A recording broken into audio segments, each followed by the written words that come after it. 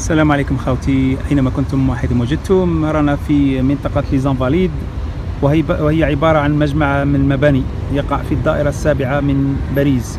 يحتوي على متاحف ونصب تذكارية تتعلق بالتاريخ الفرنسي، فضلا عن مستشفى ودار للمعاقين وقدماء المحاربين الفرنسيين. كذلك يوجد بجانب هذا يعني موقع لدفن أبطال الحرب أو الحروب الفرنسية، من بينهم نابليون بونابرت. اليوم رانا في متحف لي زانفاليد. متحف هذا لي زانفاليد كما راكم تشوفوا كنا نحوسوا على اسمه مدفع بابا مرزوق، وهذا هو مدفع بابا مرزوق.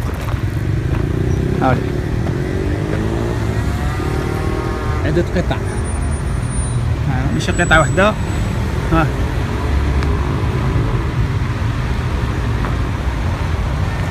هذا كان يسمى ماشي غير واحد، وحود.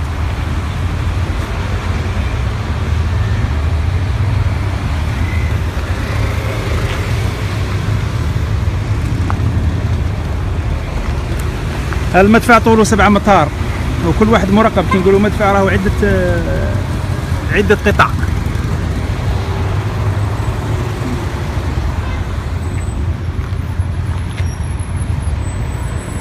هذا كان يصد المهاجمين على السواحل الجزائرية لمدة تقريبا 3 قرون. بعد ذلك جاء المستعمر الفرنسي أخذ هذه القطع، ورانا باه يجيبوها مازال ما جابوهاش.